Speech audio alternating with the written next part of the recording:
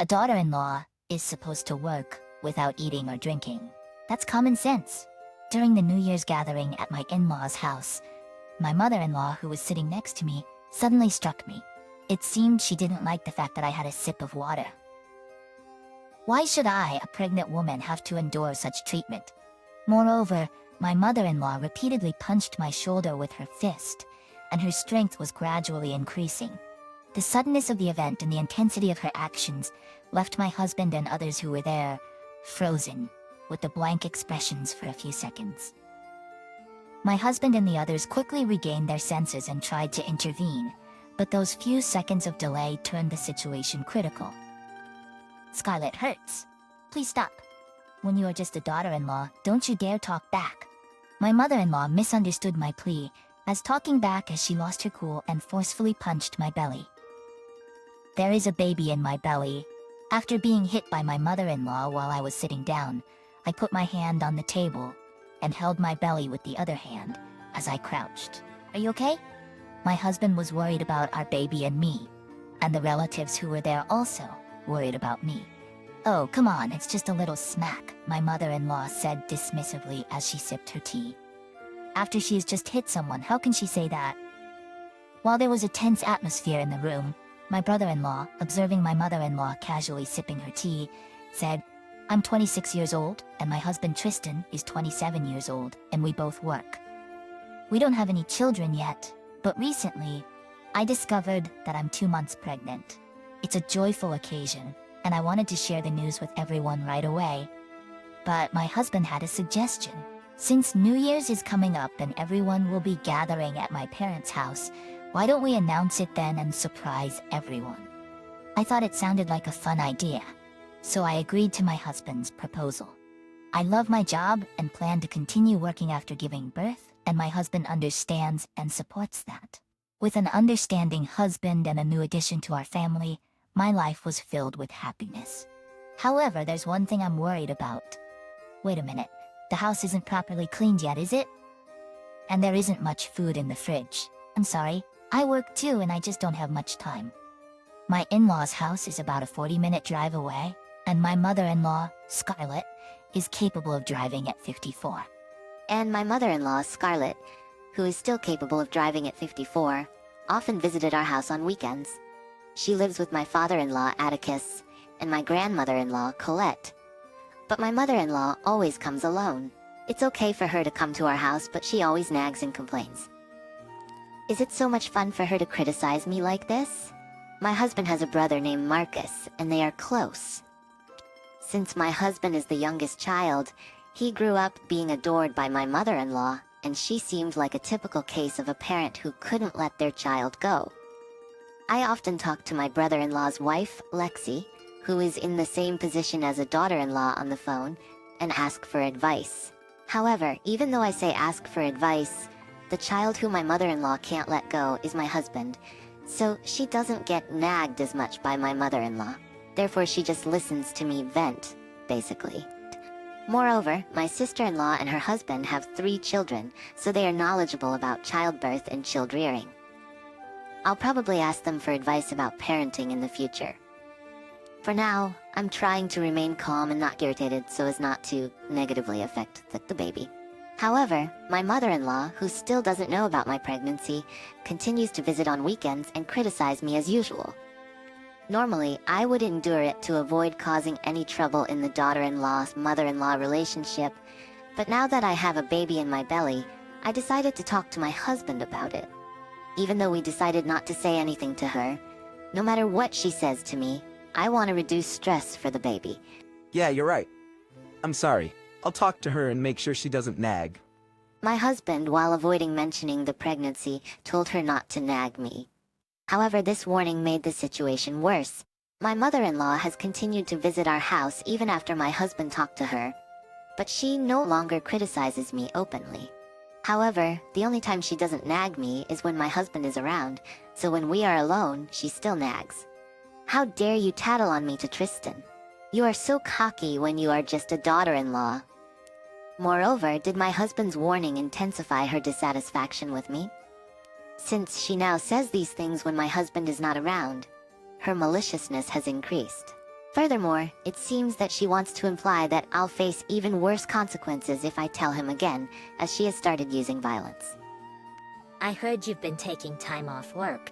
Heard you've been taking time off work and making Tristan do household chores lately. Do you dare slack off in your position as a wife? She said this, and punched my shoulder hard with her fist. She often uses stick-like objects, such as brooms or rulers, to hit my arms or hands too. The reason why I've been taking time off work and having my husband help with household chores is because I've been not feeling well due to my pregnancy. While it's understandable that she misunderstands since she doesn't know about my condition, using violence is still absolutely unacceptable. Does she think that using violence will make me more compliant? Unfortunately for her, I don't have the kind of personality that backs down easily in such situations. I decided to talk to my husband again. I'm sorry. I didn't expect the situation to get worse when I warned her. I'll talk to her again, but this time I'll ask my dad to talk to her as well. It seems my father-in-law later talked to her and she stopped coming to the house. However, she still calls sometimes, so we haven't completely cut ties or become estranged. With time, once things cool down, she'll likely come back. Plus, New Year's is just around the corner, and it's the day we are going to announce my pregnancy.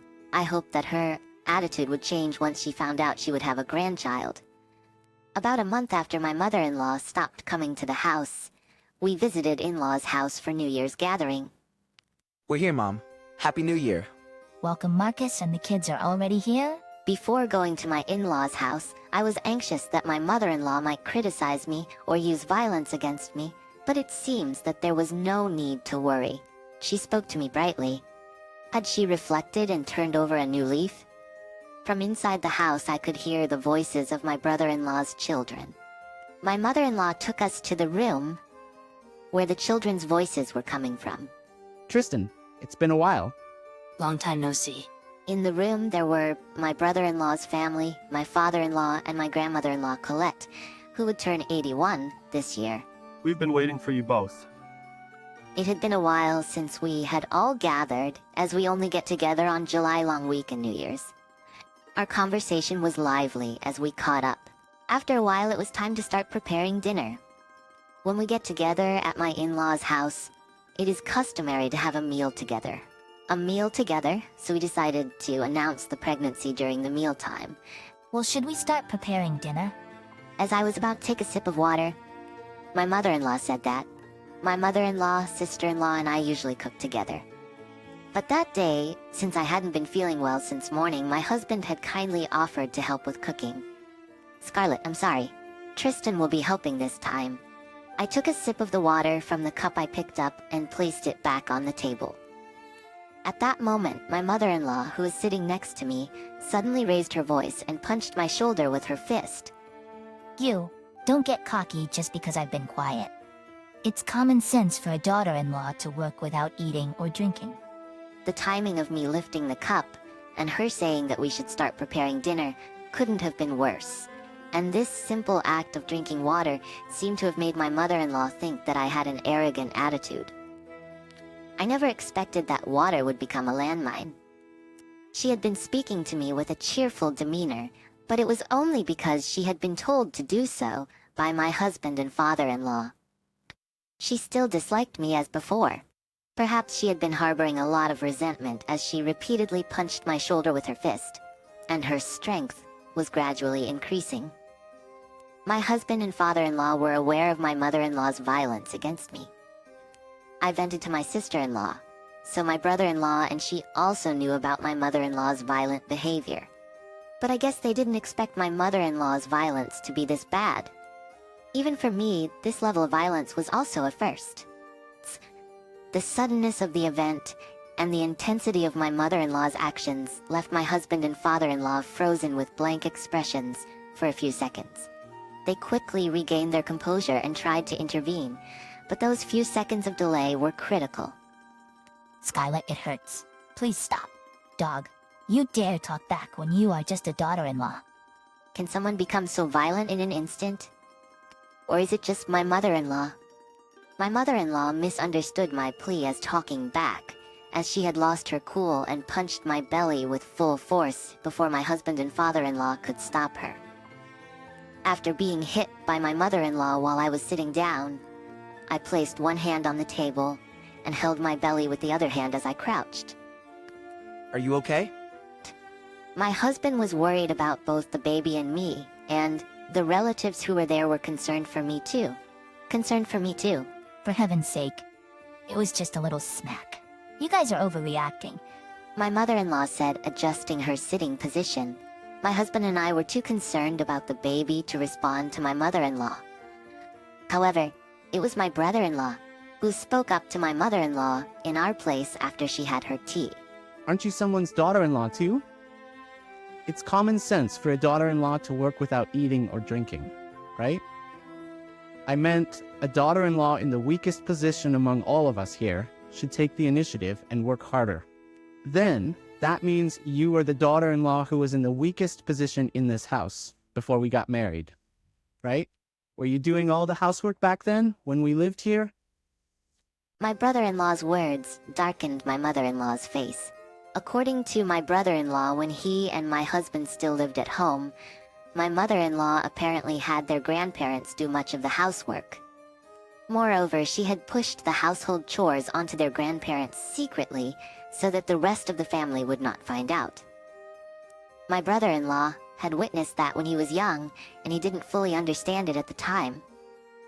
He had apparently talked to his grandmother about it. Why don't you tell everyone? Are you being bullied by Mom, Grandma? Well, you see, I'm being punished because I used to bully your mom. It's my own business, so don't tell anyone. It seemed that my grandmother-in-law had bullied my mother-in-law in the past. I wasn't the only victim of a daughter-in-law bullying.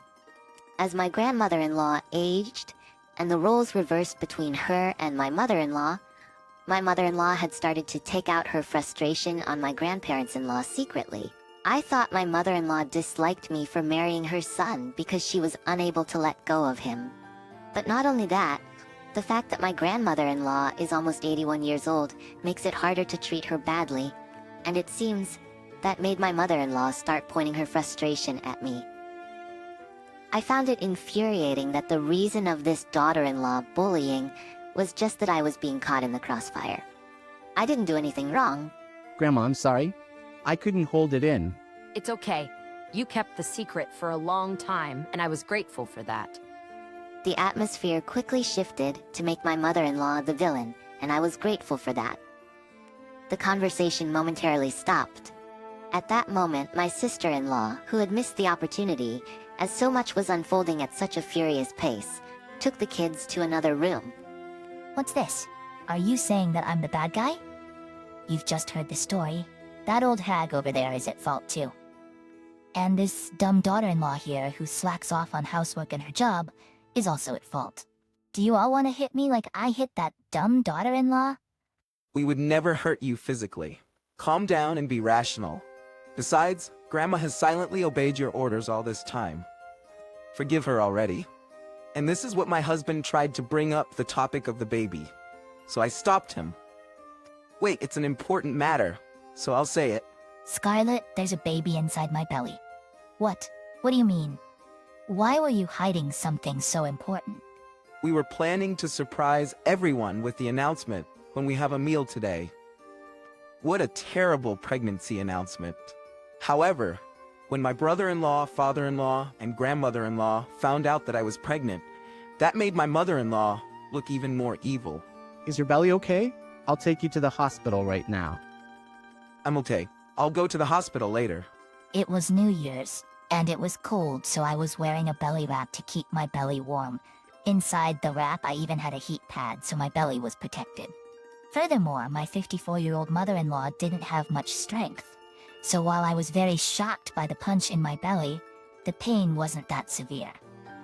You know that if you were to punch a pregnant woman and cause a miscarriage, it's considered a crime since you had given birth and raised your children, right? I'm sorry, but I didn't know that you were pregnant. You can't blame me for that, can you? Just because you didn't know about the pregnancy, does that mean it's okay to punch someone? This isn't something that can be resolved with an apology. If it can't be resolved with an apology, then what do you want me to do? She was seen by everyone as she built up her frustration with me, exploded in anger, and violently attacked me in a fit of rage. And now she seems to be in a panic as she found out that I am pregnant. Her emotions were swinging wildly up and down in a short period of time, like a roller coaster ride. Could she no longer make a rational judgment? She seemed unrepentant and expressed her angry feeling again in an aggressive manner. What are you gonna do?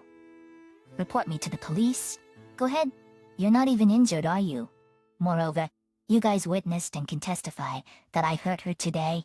But I don't remember anything about the past incidents. That foolish daughter-in-law is just exaggerating things. I don't think today's single act of violence is a significant crime, to be honest. In fact, it might just be seen as a family squabble and the police might not even take it seriously. Haha. A person who is unrepentant is not scared of anything, and began provoking us. However, what my mother-in-law was saying was a fair argument, and as it stands, there's a high likelihood that the police won't take any action. To get the police involved, we absolutely need evidence. Scarlett, does that mean you're willing to go to the police with us? You've been gathering evidence, right? Yes, my sister-in-law, who had taken the children to another room, returned.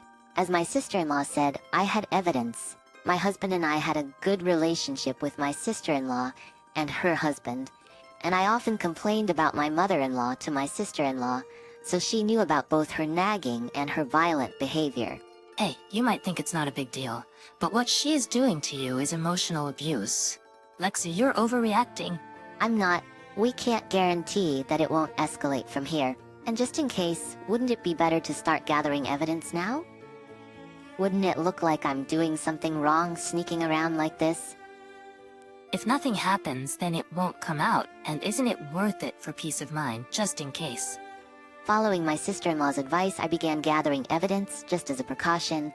It's sad that these pieces of evidence actually came in handy. Did my sister-in-law foresee how this situation would unfold? The first thing I gathered as evidence was the audio recordings, the classic. I had put my phone in my pocket and recorded our conversations using an app whenever I was alone with my mother-in-law, so I can record her nagging. Since it was audio recording, I don't have a video footage of her violence. However, I recorded the sound of her hitting me, and I guided the conversation to make it clear what she was doing. Scarlett, it hurts, so please stop hitting me with the broom. Scarlett, it hurts, so please stop hitting me with the broom. This can't possibly hurt that much. You're really exaggerating. I'm not exaggerating. My hand is turning red. It's not that bad. You are fine. You're my daughter-in-law, Scarlett, so it's your fault for not listening to me. Of a conversation.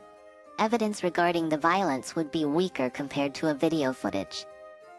However, also kept diary, I wrote as much as possible about my mother-in-law's emotional and physical abuse against me.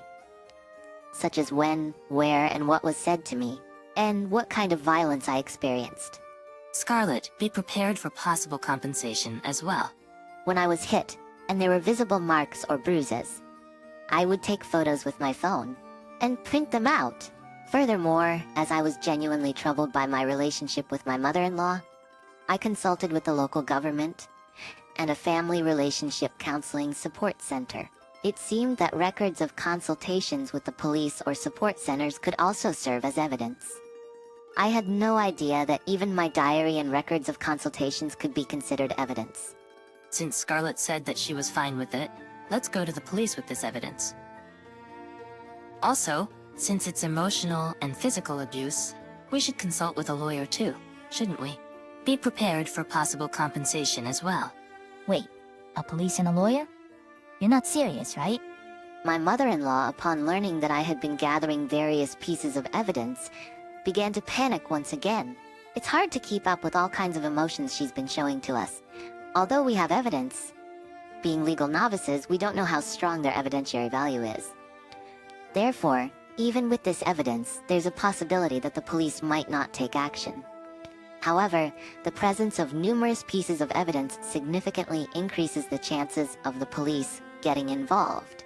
It seems that my mother-in-law, who couldn't make a calm judgment due to her intense emotions, found this to be a sufficient threat. Maybe it's time for you to go to the hospital? I'm worried about the baby. I thought only about 10 minutes had passed, but it had already been close to 40 minutes.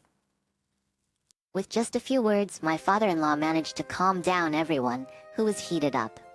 I'm sure that he was concerned about my baby, but he likely decided that the things would become uncontrollable if we continued like this. He had previously advised my mother-in-law not to nag me and also not to use violence. He even warned her not to go to our house, despite me not saying anything. Moreover, even though she eventually exploded, he patiently dealt with my emotions. With my emotional mother-in-law with a smile on his face, he may not say much, dependable, making the right decisions, and speaking up when needed. That's right. Well, I'll think about how to deal with Mom after we go to the hospital. And so this gathering came to an end. We found a hospital that was open, even on New Year's, and had the baby checked. Just to be safe, we were planning to go to the hospital, which we usually go to after New Year's, and have the baby checked again. My husband and father-in-law told me that since I was the one who got hit, they were leaving all the decisions to me. I'm not injured, and the baby in my belly is fine, so I think I'll be okay without involving the police or a lawyer. I don't want to deal with such trouble while the baby is growing up. Also, even if I don't do anything about it, I heard from my husband that my father-in-law had made a decision to do something about it. 3 months later, my mother-in-law and father-in-law got divorced. It seems that when he found out about her mistreatment of his mother and her violence towards me, he found it difficult to continue living with my mother-in-law. In particular, the mistreatment of his mother was the final straw that led to the decision to divorce. My father-in-law deeply regretted not realizing his wife's actions sooner. My mother-in-law pushed household chores onto my grandmother-in-law when my father-in-law was away at work. And not only my mother-in-law, but also my grandmother-in-law had kept this fact hidden. Therefore, I think it was difficult for him to notice. I hope my father-in-law doesn't blame himself too much. I believe my grandmother-in-law probably feels the same way. Although she has some money from property division, my mother-in-law is only 54 years old and she can't live on that money alone. She's not yet eligible for a pension, so she'll have to start looking for work, but finding a job at 54 will likely be quite challenging. Since the reason for the divorce is that neither my father-in-law, my brother-in-law, nor my husband will likely help her, my mother-in-law's life ahead is sure to be a hell. After the divorce, my mother-in-law tried to return to her parents' home. Her parents were still alive, but my father-in-law had already told them the reason for their divorce.